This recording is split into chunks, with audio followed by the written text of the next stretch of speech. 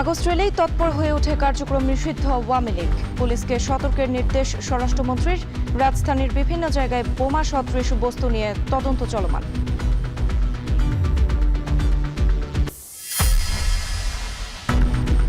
জুলাইয়ের ঐক্য ভাঙার জন্য বিএনপি দায়ী, অভিযোগ বিরোধী দলীয় চিফ হুইপ নাহিদ ইসলামের। স্থানীয় সরকার নির্বাচনে 3 পার্বত্য জেলাতেই প্রার্থী দেবে এনসিপি।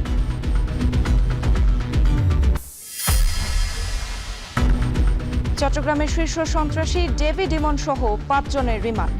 খুলনায় একের পর এক হত্যাকাণ্ডে উদ্বিগ্ন নগরবাসী। আসামিদের দ্রুত জামিনে বাড়ছে উদ্বেগ। এবং প্রায় 2 সপ্তাহেও কাটেনি গ্যাস সংকট। উৎপাদন ব্যাহত রপ্তানিমুখী প্রতিষ্ঠানের। 70 টাকা বাড়ল 12 কেজি এলপিজি সিলিন্ডারের দাম।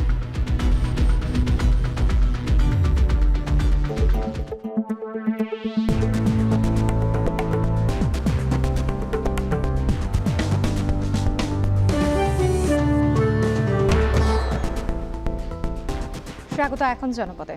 আপনাদের সঙ্গে আছি আমি সুমাইরা। আগস্ট মাস আসলে নিষিদ্ধ আওয়ামী লীগের তৎপরতা বাড়ে, এজন্য পুলিশকে সতর্ক করা হয়েছে বলে জানিয়েছেন স্বরাষ্ট্রমন্ত্রী সালাউদ্দিন আহমদ। রাজশাহীর সারদায় পুলিশের প্রশিক্ষণ সমাপনী কুচকাওয়াজ শেষে তিনি কথা বলেন। দুর্নীতির বিরুদ্ধে সরকার জিরো টলারেন্সে জানিয়ে তিনি সতর্ক থাকার আহ্বান জানান পুলিশকে। মারুফ হাসানের প্রতিবেদন। দীর্ঘ অপেক্ষার অবসানের পর রাজশাহীর সারদা পুলিশ একাডেমিতে অনুষ্ঠিত হল 27তম বিসিএস পুলিশ ব্যাচের প্রথম পর্যায়ের সমাপনী কুচকাওয়াজ। রোববার সকালে অনুষ্ঠানে প্রধান অতিথি হিসেবে কুচকাওয়াজের অভিবাদন গ্রহণ প্যারেড পরিদর্শন করেন স্বরাষ্ট্রমন্ত্রী সালাউদ্দিন আহমদ। বক্তব্যে স্বরাষ্ট্রমন্ত্রী বলেন, সরকার দুর্নীতির বিরুদ্ধে জিরো টলারেন্স ঘোষণা করেছে। দুর্নীতি থেকে দূরে থাকতে পুলিশ বাহিনীকে আহ্বান জানান তিনি। পুলিশ বাহিনীকে দলীয় প্রভাবমুক্ত করে একটি আধুনিক সেবাধর্মী ও মানবিক সংস্থায় রূপান্তর করাই আমাদের মূল লক্ষ্য। বর্তমান সরকার দুর্নীতির বিরুদ্ধে জিরো টলারেন্স ঘোষণা করেছে। দুর্নীতির করাল গ্রাস যেন আপনাদেরকে স্পর্শ করতে না পারে, সেদিকে সদা সতর্ক থাকবেন। পুলিশদের উদ্দেশ্যে তিনি বলেন, 1.5 যুগ আগে অবৈধ সরকারের নির্যাতনের শিকার হয়েছিল 27তম বিসিএস ব্যাচ। আপনারা সমাজে ন্যায় বিচার ও আইনের শাসন প্রতিষ্ঠায় এক গুরুত্বপূর্ণ পরিবর্তনের সৈনিক। আইনের প্রতি অবিচল আস্থা ও দেশের নাগরিকদের প্রতি দায়িত্ব ও জবাবদিহিতাই হবে আপনাদের কর্মের মূল ভিত্তি। পরে সাংবাদিকদের সাথে মত বিনিময়কালে মন্ত্রী জানান, মতিঝিল ও আশুলিয়া সহ বিভিন্ন জায়গায় বোমা ও বোমা সদৃশ বস্তু পাওয়ার বিষয়ে পৃথক তদন্ত চলছে। অন্যান্য সময়ের তুলনায় আনুপাতিক হারে এসব ঘটনা কমেছে বলেও জানান তিনি। প্রেসার কুকারে জিনিস পাওয়া গেছে আশুলিয়াতে, সেটার বিষয়ে আমরা তদন্ত করতেছি, এর পিছনে কে থাকতে পারে। মতিঝিলে যেটা হচ্ছে ওটাও আলাদা তদন্ত হচ্ছে মেট্রো রেলের কিছু। আওয়ামী ফ্যাসিবাদী গোষ্ঠী, যেটা নিষিদ্ধ ঘোষিত রাজনৈতিক গোষ্ঠী, তাদের বিভিন্ন কার্যক্রম আগস্ট মাসে পরিলক্ষিত হচ্ছে। তো সেই জন্য আমরা সবাইকে সতর্ক থাকতে বলেছি। অনুষ্ঠান শেষে প্রশিক্ষণে কৃতিত্বপূর্ণ সাফল্য অর্জনকারী কর্মকর্তাদের মধ্যে পুরস্কার বিতরণ করা হয়। 27তম বিসিএস পুলিশ ব্যাচে 53 জন পুরুষ ও 4 জন নারী ও 28তম বিসিএসের 1 জন পুরুষ সহ মোট 58 জন শিক্ষানবিশ সহকারী পুলিশ সুপার এই কুচকাওয়াজে অংশ নেন। মারুফ হাসান, এখন, রাজশাহী। জুলাইয়ের ঐক্য ভাঙার জন্য বিএনপি দায়ী, এমন অভিযোগ করেছেন বিরোধী দলীয় চিফ হুইপ নাহিদ ইসলাম। বিকেলে চট্টগ্রাম প্রেস ক্লাবে পাহাড়ে জুলাই নামক অনুষ্ঠানের প্রধান অতিথির বক্তব্যে এসব কথা বলেন তিনি। এ সময় তিনি আরও বলেন, বিএনপি জাতীয়তাবাদের কথা বললেও নিজেরাই তা ধারণ করে না। তারা এই দেশের চাকমা, মারমা, ত্রিপুরা সহ অন্যান্য নৃতাত্ত্বিক গোষ্ঠীর ধারণ করে না। জিয়াউর রহমানের আদর্শ থেকে বিএনপি অনেক দূরে সরে গেছে বলে মন্তব্য করেন নাহিদ ইসলাম। শুধু নির্ধারণের জন্য জুলাই সনদ বাস্তবায়নের কথা বলে প্রতারণা করেছে বিএনপি। এছাড়া স্থানীয় সরকার নির্বাচনে 3 পার্বত্য জেলাতেই এনসিপি প্রার্থী দেবে বলেও জানান তিনি। বিএনপি বাংলাদেশি জাতীয়তাবাদের কথা বললো, এই দায়িত্বটা বিএনপির থাকলো। গত 50 বছরে বিএনপি এই দায়িত্ব পালনে ব্যর্থ হয়েছে। বিএনপি বাংলাদেশের সকল জনগোষ্ঠীকে ঐক্যবদ্ধ করতে পারে নাই, যেটা তার প্রতিশ্রুতি ছিল, তার দর্শনের প্রতিশ্রুতি ছিল, জিয়াউর রহমানের প্রতিশ্রুতি ছিল।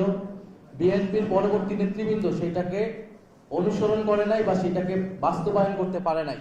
তো দেখা গেছে সব সম্প্রদায়কে তারা ভোটের আগে এই দেশের রাজনৈতিক দলগুলো, প্রথাগত যে রাজনৈতিক দল, আওয়ামী লীগ এটা করেছে, বিএনপিও এটা করছে, তাদেরকে রাজনৈতিকভাবে ব্যবহার করছে, তাদের ভোট ব্যাংক নিচ্ছে, কিন্তু নির্বাচনের পরে তাদের কোনো প্রতিশ্রুতি রক্ষা করছে না।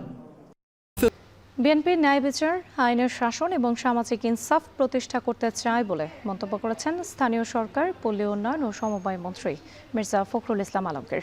দুপুরে ঠাকুরগাঁও জেলা আইনজীবী সমিতির সংবর্ধনা অনুষ্ঠানে তিনি কথা বলেন। তিনি জানান, বাংলাদেশে একটা দীর্ঘ লড়াই এবং সংগ্রাম হয়েছে। একই সাথে ফ্যাসিস্ট শাসন ব্যবস্থা থেকে বেরিয়ে আসা সম্ভব হয়েছে। এ সময় গণতান্ত্রিক ব্যবস্থাকে সুদৃঢ় করার নতুন একটি সম্ভাবনা সৃষ্টি হয়েছে বলেও মন্তব্য করেন তিনি।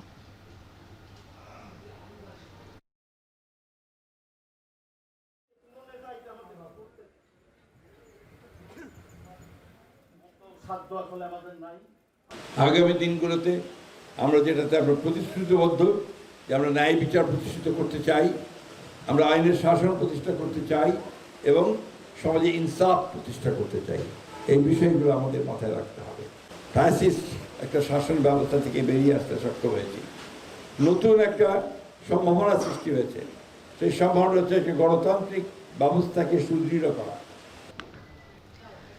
চট্টগ্রামের শীর্ষ সন্ত্রাসী ডেভিড ইমন সহ তার সহযোগীদের 10 দিনের রিমান্ড মঞ্জুর করেছেন আদালত। কড়া নিরাপত্তায় চট্টগ্রাম জুডিশিয়াল ম্যাজিস্ট্রেট আদালতে হাজির করা হলে ফটিকছড়ির জামাল হত্যা ও অস্ত্র মামলায় এই রিমান্ড আদেশ দেয় আদালত।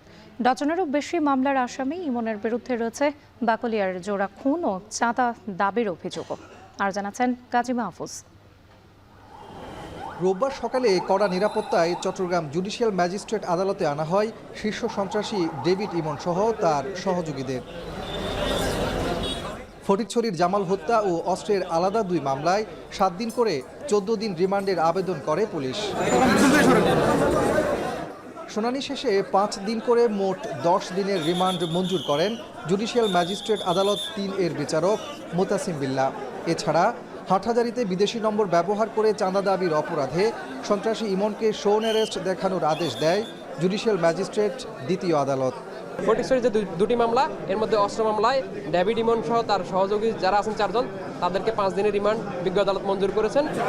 চট্টগ্রাম মহানগর ও জেলা পুলিশের তালিকাভুক্ত শীর্ষ সন্ত্রাসী ডেভিড ইমনের বিরুদ্ধে হত্যা, চাঁদাবাজি, অস্ত্রসহ বিভিন্ন অপরাধে ডজনেরও বেশি মামলা রয়েছে। 10 দিনের রিমান্ড শেষে অন্যান্য মামলার রিমান্ড শুনানির আবেদন করবে পুলিশ।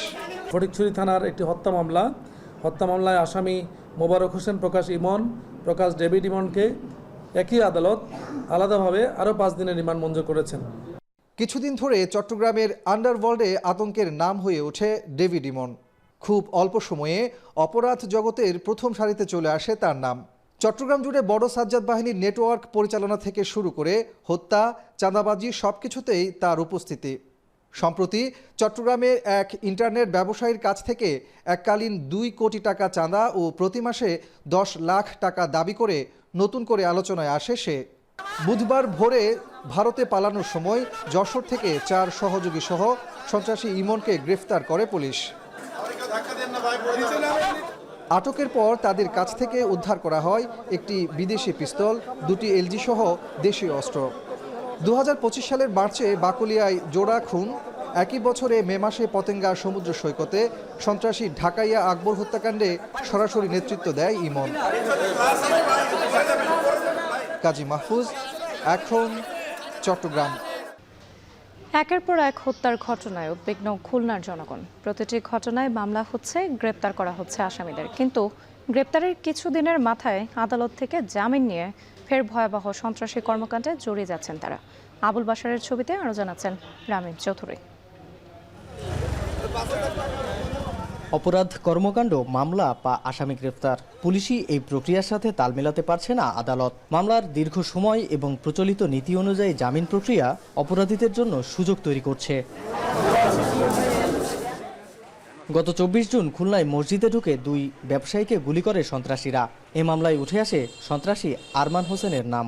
গত বছরের 7 মে হত্যা, আগ্নেয়াস্ত্র, দস্যুতা সহ অন্তত 7টি মামলায় যাকে গ্রেফতার করেছিল পুলিশ।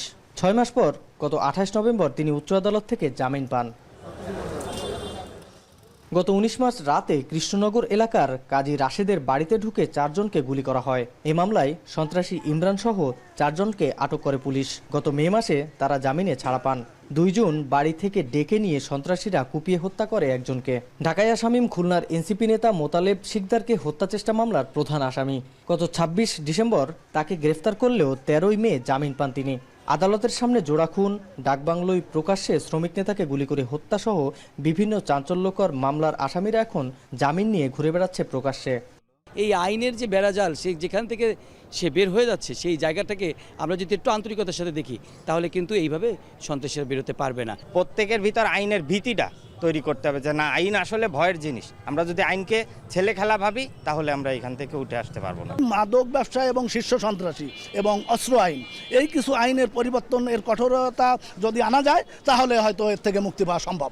গত ১.৫ বছরে পুলিশের তালিকাভুক্ত ১৫ সন্ত্রাসীকে গ্রেফতার করা হয়েছে। তাদের প্রত্যেকের বিরুদ্ধে হত্যা, ডাকাতি, চাঁদাবাজি সহ বিভিন্ন অপরাধে ৩ থেকে ১৪টি পর্যন্ত মামলা থাকলেও তারা সবাই এখন জামিনে মুক্ত। আটক হওয়া সন্ত্রাসীদের আবারও অপরাধ জগতের মাঠে দেখে হতাশ পুলিশ সদস্যরা। একটা আসামি ধরার জন্য যে আমাদের কতটা পরিশ্রম করা লাগে, দিন রাত ২৪ ঘন্টা আসামি আমরা পরিশ্রম করে যাই এবং প্রচুর টেকনোলজি ওখানে ব্যয় করা লাগে। সব দিক থেকে আসলে একটা আসামি ধরতে গেলে আমাদের অনেক কষ্ট সাধ্য করে আমরা এই কোর্টে সাবমিট করি। কোর্ট সাবমিট করার পরে যখন আবার বেড়ে এসে একই পুনরাবৃত্তি ঘটায়, একই অপরাধ ঘটায়, তখন আসলে কষ্ট লাগে। পুলিশের দেওয়া তথ্য অনুযায়ী ২০২৪ সালের জুলাই অভ্যুত্থানের পর ৯১টি হত্যাকাণ্ড হয়েছে। চলতি বছরের জুন পর্যন্ত হত্যাকাণ্ড ঘটেছে ২১টি। হত্যাকাণ্ডের ঘটনায় করা মামলায় ২০২৪ সালের অক্টোবর থেকে চলতি বছরের জুন পর্যন্ত ৩ শতাধিক আসামিকে গ্রেফতার করা হয়। তাদের বড় অংশ জামিনে মুক্ত বলে জানান রাষ্ট্রপক্ষের এই আইনজীবী। ২০ কোটি লোকের জন্য ১৭০০ জন বিচারক, এইভাবে পৃথিবীর কোনো দেশে এত কম বিচারকে কম কোর্টে মামলা চলছে না। তাই এগুলো আসলে দ্বিগুণ তিনগুণ করা দরকার, তা না হলে মামলা ডিলে হবে, যত চেষ্টাই আমরা করি না কেন। মামলা ডিলে হলে জামিন দিয়ে দেয়, মানে একটা টাইম আছে, তারপরে জামিন দিয়ে দেয়। আসামিদের কাছে বর্তমানে মামলা কোনো ভীতির বিষয় নয়। তার কারণ একটাই, আদালতে আসলেই তারা পেয়ে যাচ্ছেন জামিন, আবারও লিপ্ত হচ্ছেন নানা রকম অপরাধে। এই অপরাধ প্রবণতা কমাতে আসামিদের ক্ষেত্রে আরও কঠোর হতে হবে আইন প্রয়োগকারী সংস্থাদের, এমন কথাই বলছেন সংশ্লিষ্টরা।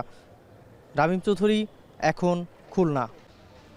দিন যত যাচ্ছে তীব্র হচ্ছে গ্যাস সংকট। ঘন্টার পর ঘন্টা লাইনে দাঁড়িয়েও মিলছে না গ্যাস। সমস্যার সমাধানে কোনো পদক্ষেপ না নেওয়ায় ক্ষোভ প্রকাশ করেছেন যানবাহন চালকরা। এদিকে নারায়ণগঞ্জে গ্যাস সংকটে উৎপাদন ব্যাহত হচ্ছে রপ্তানিমুখী প্রতিষ্ঠানগুলোর। বিস্তারিত থাকছে প্রতিবেদনে। লাইনে দাঁড়িয়ে গ্যাসের জন্য অপেক্ষা এখন নিত্যদিনের ভোগান্তি। গ্যাস সংকটে চরম দুর্ভোগে যানবাহন চালক এবং যাত্রীরা। ময়মনসিংহের ২-১টি সিএনজি ফিলিং স্টেশনে গ্যাস দেয়া হলেও বন্ধ বেশিরভাগ স্টেশন। ঘন্টার পর ঘন্টা বসে থেকেও গ্যাসের চাপ না থাকায় মিলছে না চাহিদা মতো গ্যাস। এতে চরম দুর্ভোগে পড়েছেন সিএনজি চালিত যানবাহন চালকেরা। ৮০ থেকে ২০০ টাকার বেশি দেয়া হচ্ছে না গ্যাস, তাও বন্ধ হচ্ছে কিছুক্ষণ পরই।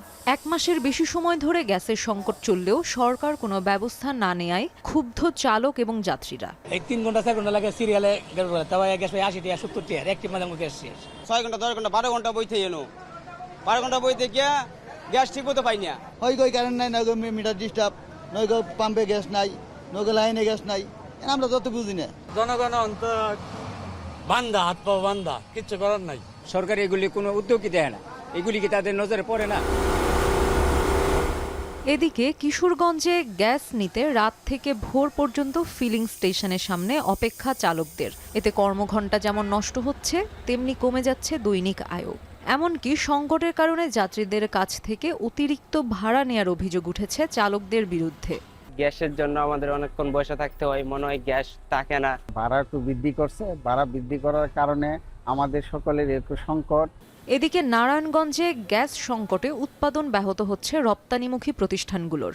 গ্যাসের চাপ কমে যাওয়ায় অনেক মেশিন বন্ধ রাখতে হচ্ছে। এতে উৎপাদন নেমে এসেছে অর্ধেকে, বাড়ছে উৎপাদন ব্যয়। হুমকির মুখে পড়ছে জেলার শিল্প খাত। মেশিন বন্ধ থাকায় দীর্ঘ সময় অলস বসে থাকতে হচ্ছে শ্রমিকদেরও। আমি যদি 1.5 PSI বা 2 PSI বা 1 PSI দিয়ে বয়লার চালু করি, সেক্ষেত্রে ওই প্রেশার আমি পাচ্ছি না, ওই স্টিম আমি পাচ্ছি না। এজ এ রেজাল্ট কি হচ্ছে, আমার ফেব্রিকে ক্ষতি হয়ে যাচ্ছে। এই অবস্থা যদি প্রতিনিয়ত চলতে থাকে তাহলে আমাদের এই গার্মেন্টস শিল্প ধ্বংস হয়ে যাবে। দ্রুত গ্যাস সংকট নিরসনের দাবি জানিয়েছেন শিল্প মালিক এবং শ্রমিকরা। শায়লা নাজনীন, এখন। পরপর 2 দফা কমার পর 70 টাকা বাড়িয়ে 12 কেজি এলপিজি সিলিন্ডারের দাম 1598 টাকা নির্ধারণ করেছে বিইআরসি। এক বিজ্ঞপ্তিতে আগস্ট মাসের জন্য এলপিজির এই নতুন মূল্য নির্ধারণ করেছে সংস্থাটি। ভোক্তা পর্যায়ে মূসক সহ নতুন এই মূল্য নির্ধারণ করা হয়েছে। গাড়ির অটো গ্যাসের দাম 3 টাকা 27 পয়সা বেড়ে 73 টাকা 87 পয়সা নির্ধারণ করা হয়েছে। নতুন দাম সন্ধ্যা 6টা থেকে কার্যকর হবে। এর আগে জুন ও জুলাই মাসে দাম কমানো হয়েছিল। সৌদি সিপিকে ভিত্তিমূল্য ধরে প্রতি মাসের শুরুতে বিইআরসি এই দাম নির্ধারণ করে। 2021 সালের এপ্রিল থেকে প্রতি মাসেই দাম নির্ধারণ করা হয় এলপি গ্যাসের।